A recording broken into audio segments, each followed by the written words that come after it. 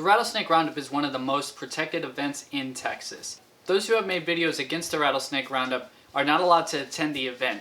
In fact, if you try and get in, you'll be threatened with arrest for criminal trespass. Nevertheless, the Rattlesnake Roundup needs to be talked about. Now people might ask, why does this affect me? Well, not only is it cruel and inhumane that these animals are tortured and killed, but the Rattlesnake Roundup actually makes people have more encounters with snakes, and I'm going to tell you how. For those of you who don't know me, my name is Max, and I work with a company and I relocate about 2,000 rattlesnakes a year.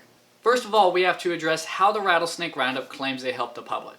Well, they claim to do three things. They claim to extract venom to sell it off and make antivenom. They claim to do population control, and then they claim to do education. In actuality, none of these things are true. So let's go through each of the things and go through the myth, and then let's go through the truth. So what happens with the venom? I know we're trying to use it with profab and other stuff too as well for the antivenin. About 90% of it is used to make the antivenin.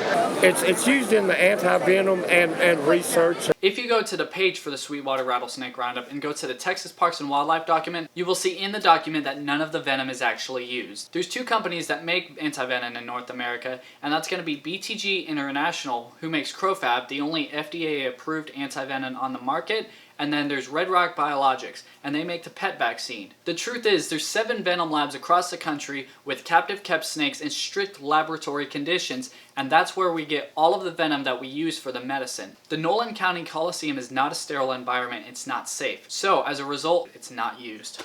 Organizers for the Rattlesnake Roundup believe that if they didn't round up and kill these snakes, that the population would grow so much that people would be overrun. Y'all collect a lot of snakes every year. What would happen if the Rattlesnake Roundup stopped? We would be overwhelmed in Sweetwater with this entire area with rattlesnakes.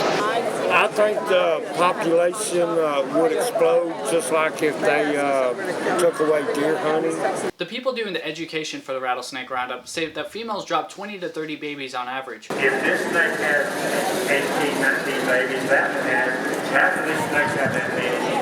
That's a lot of snakes. The average female has 20 babies. 20 to 25 at a time in a litter. They also say that half of them survive. As many snakes as we're seeing, you got to have more than half for living.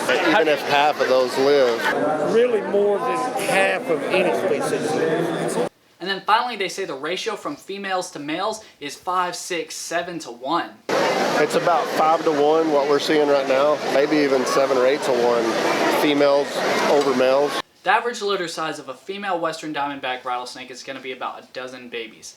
Out of those babies, most of them die. One of the main reasons for that is the fact that they can't find food, and one of two things happen. Either they starve because they can't make it through the winter because they don't get those fat reserves, or they eat too late in the year, and since they're ectothermic, the food rots inside of them. The reason in nature for an animal to have a lot of babies is that so some might make it to adulthood. It's accounting on a high mortality rate. Finally, the female to male ratio is going to be closer to 40-60. It's not going to be 7 to 1. That's insane. Not only do they perpetuate that there are so many more rattlesnakes that they claim to actually control the population. But with the predator-prey relationship, if you take out a ton of predators out of the habitat, then you get a huge spike in prey population. That means rodents. Yeah, the rat explosion, Right. it's more of a myth. Not only are they huge disease carriers, but they have a huge economic impact on people. Now, how they make the problem worse is through the use of gasoline.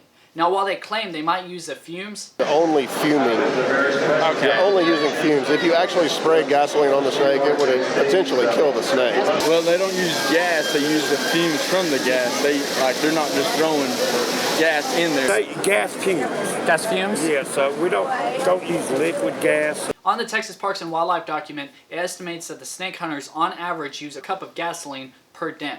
Even though they use gasoline, there's no way to get all the snakes. You'll never be able to pull all of them out of the den, no matter what you do. There's tons of rodent mittens and crevices, and that creates air pockets and it lets the snakes escape. But what does happen is a communal part of the den becomes uninhabitable. They will never use that den again. And where does that send the snakes that they don't get?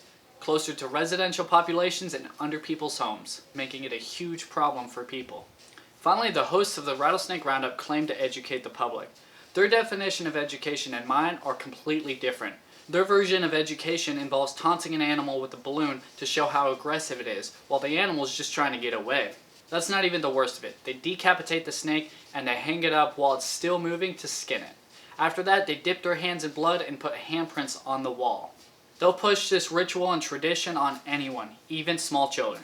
That's what we're here for, is education. Okay. Education. But other than every other piece of misinformation that you've already heard, here's some of the other things that you'll hear at the Rattlesnake Roundup. I think there's about 12 different hunters. Yeah, 12 is a lie. It's hundreds.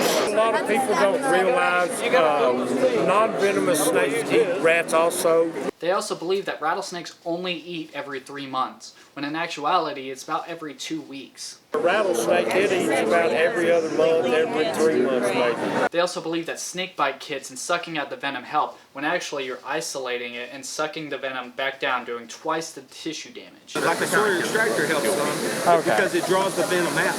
Now, a lot of people don't think we do and don't think we know what we're talking about. And some of us care about these snakes. So they're all up underneath here. They're suffocating themselves. So the ones on bottom can't get oxygen to breathe. You don't have oxygen, you die. So if none of these things are true, why do they actually do it? You know it. Money. I told them merchandise, anything you sell, I want a percentage. And they didn't like that. I'm a businessman. The Roundup is a monopoly, which is why it's so heavily protected. Talking with the different hunters in the JCs, you almost get a scripted answer on any of the questions that you ask. When presented with the fact that gasoline was actually harmful to the environment, as if they didn't know already, they said they didn't want to stop gassing because they wouldn't get as many snakes and not as many people would come out and buy these novelty items. So don't listen to any of these scripted answers. They're only out to make money. Don't go buy things, don't attend the roundup, and don't let anybody on your property to go around gassing. That's only going to cause a lot more problems for you. I know, I've seen it. So their only reason to torture and kill these animals is to make money.